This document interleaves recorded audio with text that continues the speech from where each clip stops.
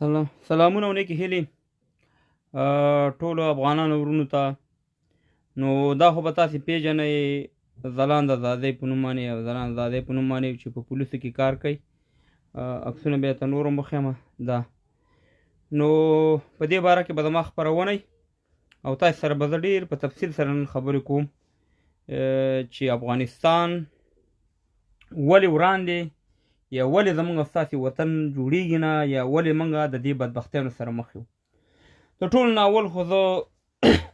کوم چې د حق علما دي، د حق قاریان دي، هغه د افغانستان د سولې لپاره کار کوي، د یووالي لپاره کار کوي او د صحیح دین ته کار کوي، هغې ته زموږ سلام احترام ورته لرو او زموږ سر سترګې دي. خو زه یو خبره کوم افغانانو ورونو چې اصلي د بدبختیو جرړه چې ده، د بدبختیو دغه چې دی، تاسې که د افغانستان تاریخ وګورئ، د ملا په جامه کې موږ تباه و برباد یو او دا دسیسې تقریبا د غازي امان الله خان د وخت نه تر اوسه پورې دا بدبختانه زموږ ستاسې په وطن کې، زموږ ستاسې په افغانستان کې دغه کېږي. تاسې به دا سوشل میډیا کې به هم تاسې به دا دغه کتلې چې د زازۍ په نوم باندې چې کوم په پولیسو کې کار کوي، هغې صرف دوه عکس دغه شوي دي، یعنې وایرل شوي دي. هغه اوس د هغه دوه عکسونه تاسې وګورئ، دا بسته افغانستان وایي چې وران که. یعنې دا هغه خلک دي. زه تاسې سره نن د ایروپ یا د ترکیې د پرمختګ هغه رازونه تاسې سره وایم، څومره چې زه پوهېږم. زه یو عادي انسان یم، څومره چې زه معلومات لرم. ما مخکې په خبرو کې وضاحت وکړو چې موږ ښه علما د قدر موږ ته موږ احترام لرو، خو تر څو پورې دغه طبقه ملان، دغه طبقه قاریان، دغه طبقه شیخان چې تا د دې سیاست نه خوا کړي نه یي او دا دې جدا کړي نه یي د دې سیاست نه، افغانستان په تاواني ترقي قسم کې په تاواني ترقي دغه دا کم حل چې موږ تاسې په افغانستان کې وینو، دا حل چې دا په اروپا کې مو دوستانو، په اروپا کې هم د دې چرچونو او د دې کرسچنو د دې سخت دریځ همدغه شان دي خلکو لکه دا کم چې زموږ ستاسې د غازي امان الله خان دا سلسله شوره سخت دریځه چې ځان ډېر سخت دریځه مسلمانان حسابوي او بیا به تاسې بچیان لیدلی، تاسې به هغه حالت لیدلی چې په اروپا کې کم کارونه نه کوي. دا خلک واغسته بالکل د حکومت نه جدا کړه، دا خلک واغسته بالکل د سیاست نه جدا کړه، ځکه دغه خلک هم سخت دریځه او دغه خلک هم ترقۍ ته بیا خلک نه پرېښود، اروپا ترقۍ ته نه پرېښود. او همداسې ترکي کې تاسې وګورئ، ترکیه الحمدلله نن په مسلمانان فخر کوي، ځکه هغه خلک دې د منځه لرې کړه، ختم یې کړه، د سیاست نه لرې کړه. نو موږ او تاسې چې تر څو پورې په افغانستان کې دغه شان دي خلک لرو چې هغه د زازۍ دوه عکسونه نشي برداشت کولی. تاسې به بله ورځ کتلي په لاورپنډۍ کې، یعنې په لاورپنډۍ کې 3 جنکۍ بې ادبي د ډېره مافي کېدی شي زموږ دا لایف زموږ خویندې میندې یا زموږ داسې هلکان ګوري، 3 جنکۍ مکمل لوسې وي، مکمل لوسې، او هغه جنکۍ نه یو شی په غاړه نه و. تاسې ما ته وښایئ چې په پاکستان کې عالمان نشته. پاکستان د افغانستان نه څو چنده غټ دی، پاکستان د افغانستان نه څومره نفوذ لري، څومره عالمان لري، څومره مدرسې لري، مګر هم یو پې خبره ونه کړه، یعنې که یو نیم پې کړي هغه دی، مګر هم یو پې داسې خاص دغه ونه کړو. که دا عمل چې ته په کابل کې وشو بس نران او ښځې به ټول ټوپک راغسې وایي جهاد دی، ورځئ صاحب مهربانه وطن وران کوي. دغه فرق دی د نورو دنیا. دا موږ ته بعضې وایي تاسې د نورو دنیا دغه افغانستان ته مثال مه ورکوئ. نو بیا ټیک ده چې زه د نورو دنیا مثال نه ورکوم، خو زه به بیا دا موبایل هم نه استعمالوم د بلې دنیا، زه به بیا دا لیپټاپ هم نه استعمالوم، زه به بیا دا انټرنیټ هم نه استعمالوم، زه به دا موټر هم نه استعمالوم، زه به دا جهاز هم بیا نه استعمالوم چې د نورو دنیا نه زه نقل نه کوم. زه د نورو دنیا نه نقل کوم ځکه کوم چې زما وطن پې جوړېږي، زه د دنیا نه ښه شی نه نقل کوم. زه دا ویم چې دا ځلان زازۍ په نوم باندې دا جلۍ چې ده دې ته تاسې ولې ښه کمنټ نه کوئ، ولې ښه لایف هغې ته نه وکړئ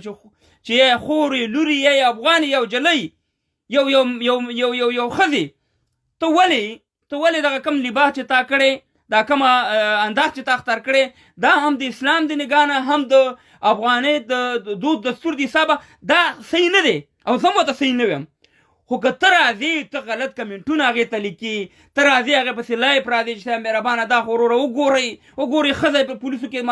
دغه کړه او هغې وروره وریځې جوړې کړي هغې وروره یختان جوړ کړي نو د خدای په قهر ککړ شي خو همدغه ته چې په تیاره کې راکښېنې په دوبۍ کې درته لوڅې جنکۍ دغه شانې سکټونه یې درته اغوستي نیغ ورته ګورې شیخه هلته ستا شیختوب هم ختم شي هلته ستا اسلام هم ختم شي هلته ستا افغانیت هم ختم شي هلته ستا پښتو هم ختمه شي او همداسې په اروپا کې ما ته افسوس او دغه په دې راځي دا کم یې ویل که دا غلط کمنټونه مه کوه بیا بلاکوم اچار کوئ غلط ما ته افسوس په دې راشي په د اروپا کې بعضې ناستي د دې ځینې په افغانستان باندې دغه ورکوي پیتو ورکوي چې د افغانستان کې داسې خلک پیدا شوي او د دغه خلکو بچیان دلته نایټ کلبونو ته دي افغانانو سیا مهربانه دغلته وروره په غاړو کې امیلونه اچولي په لاسونو کې کړی دي او افغانانو موږ او تاسې دا خلک بیا غولئ تاسې په خدای کې نو کې دغه خلکو بچیانو سره داسې موبایل دي لکه د کرکټ بیټ یو موبایل سره دومره شپې او ورځې بې ادبي دي ما په موبایل کې نور څه شی دی په بړستن کې پروت دی دا پکې څه شی ګوري څه تلاوت پکې کوي خو یوټیوب چې دغه بیا لګولې او لوڅ یې نه بیا پکې لګولي مګر هم د خپل بچي په قصه کې نه دی مګر په افغانستان کې چې کار وشي شیخ صاحب ملا صاحب د سعودي نه د دوبۍ نه د امریکا نه د لندن نه د کاناډا نه او افغانستان کې خو کفر راغی نالت تی په تاوانې شي ته د اصلاح کار ورنه دا اسلام اصل کې تاسې بدنام کړي همدا تاسې شیخانو همدا تاسې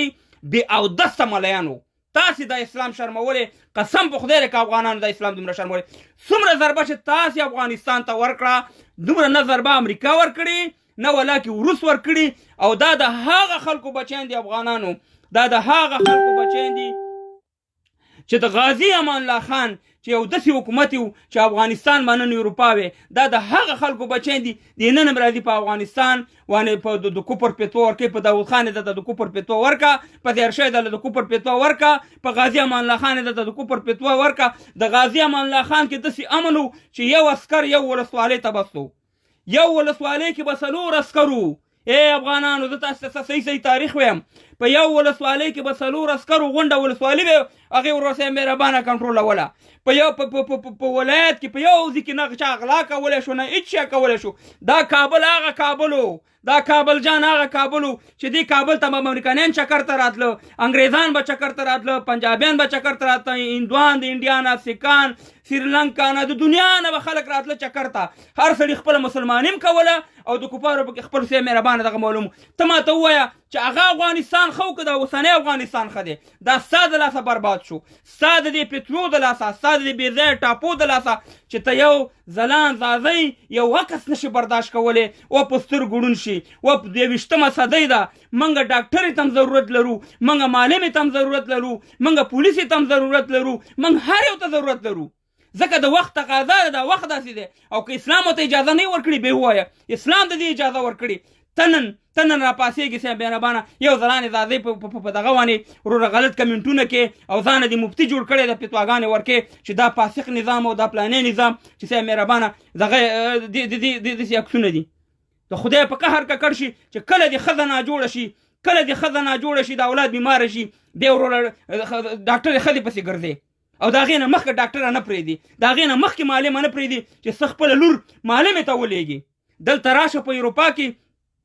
دغه هلکان به زما دغه وینو په اروپا کې 80% ښځې په دې سټورونو په دې دوکانونو په دې دفترونو کې کار کوي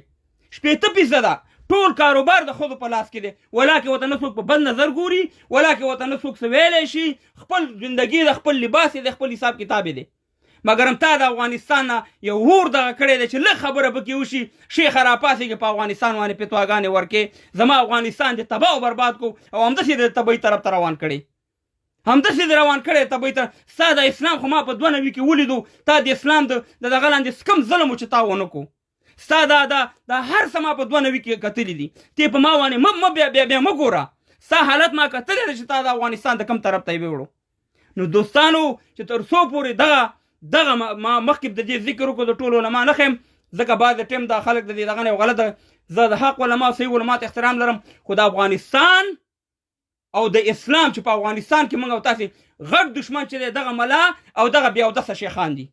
دا تل مدام د صرف دې ته ناست چې بس صرف حکومت کې یو شی پیدا شي او د تکتب لاره جوړه شي چې سیا مهربانه فتواګانې پې ورکړي بیا به په هغه ورځ باندې سپینه خولۍ په سر کړي لایفونو ته به راځي او سیا مهربانه بد رد به افغانستان پسې وایي زه په دې نظام کې ډېر شیونو سره مخالف یم تاسې به کتلي دا اشرف غني صاحب سره ډېرو شیونو کې مخالف یم خو زمونږ د افغانستان د ورانېدلو دغه چې ده دغه طبقه دغه شیخان دي و افغانستان یو ګل ګلزار وطن و موږ او تاسې یو ښایسته ملي اردو لرله یو نظام هم لرلو هغه ټول د شیخانو په منځ ویوړو صاحب مهربانه زما زوی ته بیا سندره نه پرېښوده خپله اوس په لاسونو کې موبایل نیولي خپله په صاحب مهربانه هره لوبه کوي صاحب مهربانه اوس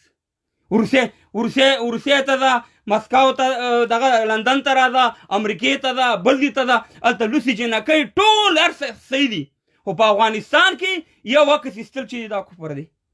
ما ته وی افغانانو زمونږ وطن به جوړ شي زمونږ وطن هېڅکله نه جوړېږي ځکه چې دی هغه تعمیري سوچ نه لري دی وسیع فکر نه لري دی هغه سوچ نه لري چې کم وطنونه په کم شي جوړېږي د الله تعالی دا اسلام چې راغلی ډېر په نرمۍ پیغمبر علیه السلام خلکو ته رسولی ډېر په نرمې لارې د تبلیغ د لارې رسولی نن دې تبلیغ مبلیغ نه دعوت ماوت نشته حکمت نشته سولې مولې خبرې نشته ډایرکټ ټاپه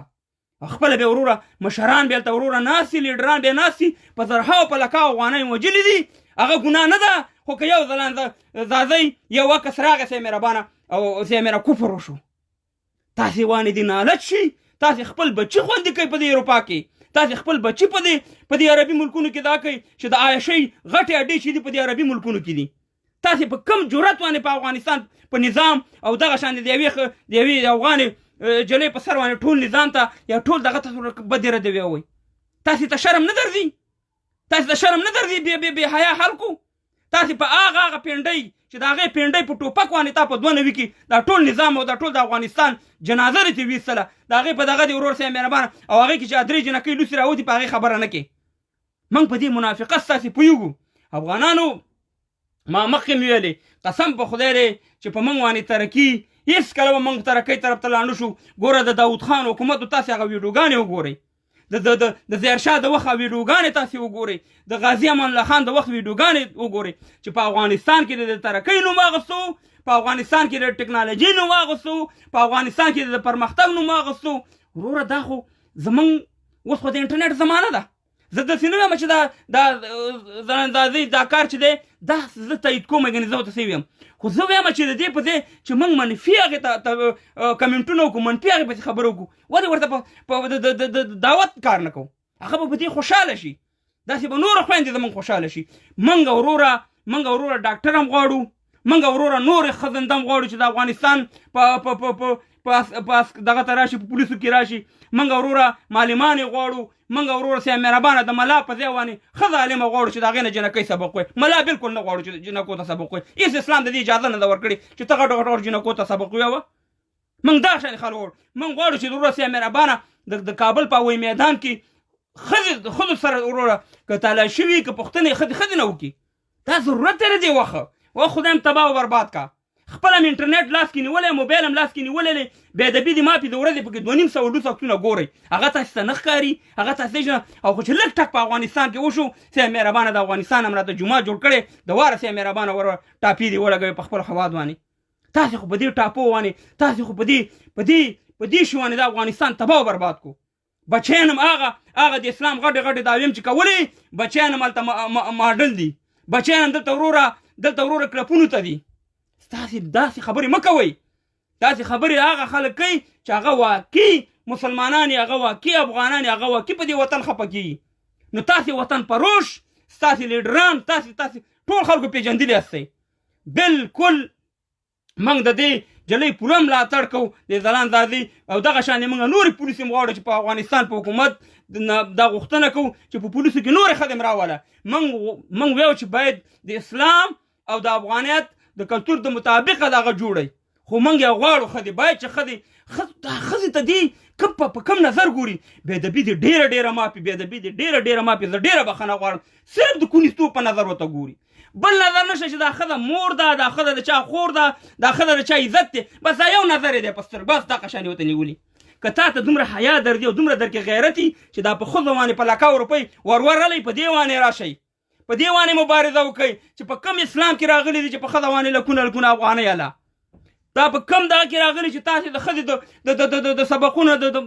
د سکولونو نه منې کوئ په دې باندې لږ دغه وکړه په دې باندې وکړه چې ورور یې مړی وکړي خور والا په سواره کې ورکړي دا په کم اسلام کې راغلي په دغه باندې تاسې که نران هستئ او ستاسې اسلام تاسې په اسلام پوهېږئ په دې باندې تاسې مبارزه وکړئ بس یو خبره راشي تل مدام هم دغه منفي تبلیغاتو باندې د افغانستان هم بیخ او بنیاد ویستو افغانستان په ایشي کنټریانو کې په یو ستر قدرت و راموسه وروره ټول دیوالونه مو ته ورګزار کړه دې طرف نه روانې امریکانۍ راننوځي دې طرف نه روانې پنجابۍ راننوځي دې طرف نه روانې ایران راننوځي دې طرف نه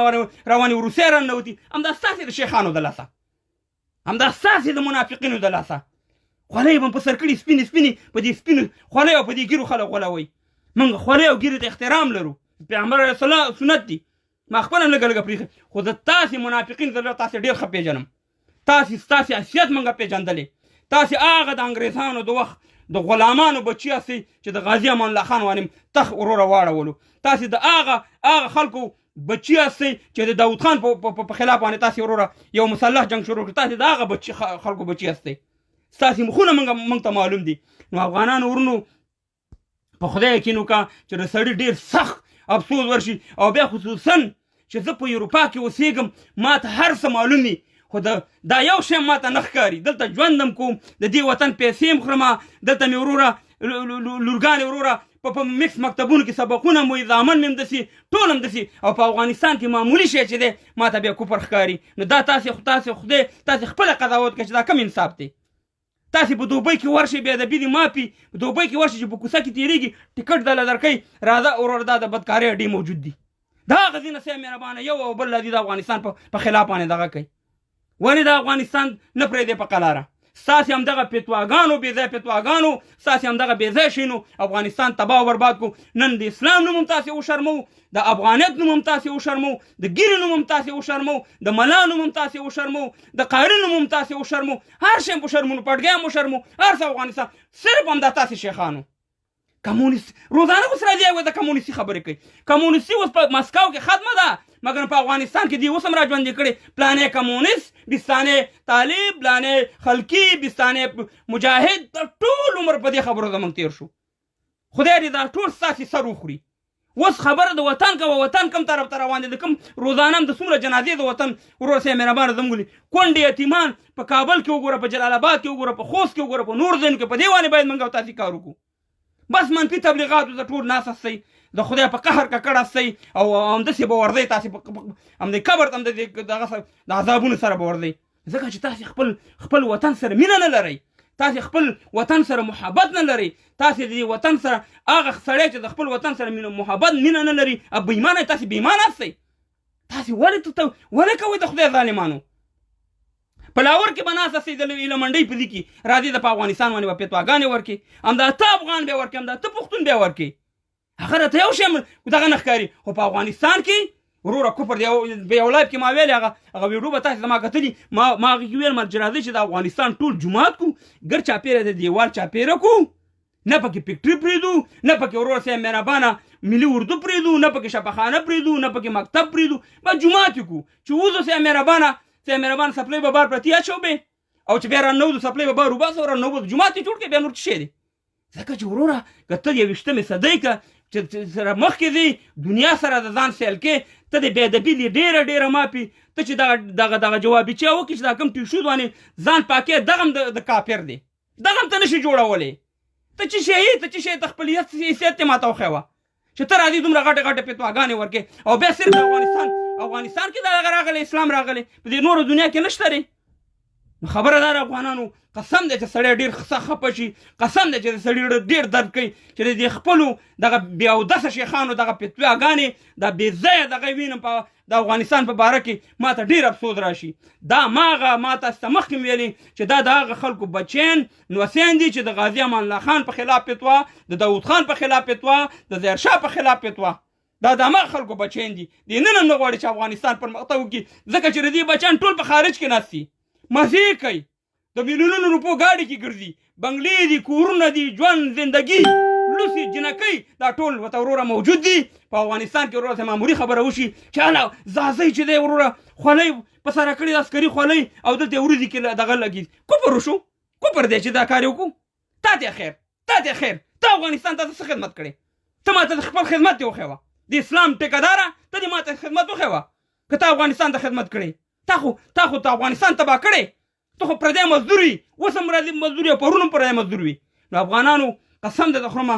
چې ډېر افسوس راغی، ډېر دغه راغی، وختي مې ویډیو مو کړه، بېرته مې دغه کړه، بېخوا خبره مې نه جوړېدي د ډېر قار د لاسه، د ډېر دغه د لاسه. ستا سلامونو ته وعلیکم سلام. زه دا خبره په ګرنټۍ کوم، زه د حق علما، د حق قاریان، د حق موږ او تاسې مشران هغه ټولو ته موږ احترام لرو. خو دغه د ملا په جامه کې دا لړم، دغه د ملا په جامه کې دا قاري، دغه د ملا په جامه کې دا شیخ چې تر څو پورې دا د سیاست نه جدا کړی نه افغانستان ته ولا کې پرمختګ وکړي. او دا کار یورپین وکړو، دی خپل مالیان دغه شان دي لرېدل او قاریان موږ چې څنګه لرو. او دا کار ترکي وکړو، نن وګوره ترکي کوم دي کې ده، یوروپا کوم دي کې ده، او افغانستان کوم دي کې دی. ځکه دا خلک موږ نه پرېږدي.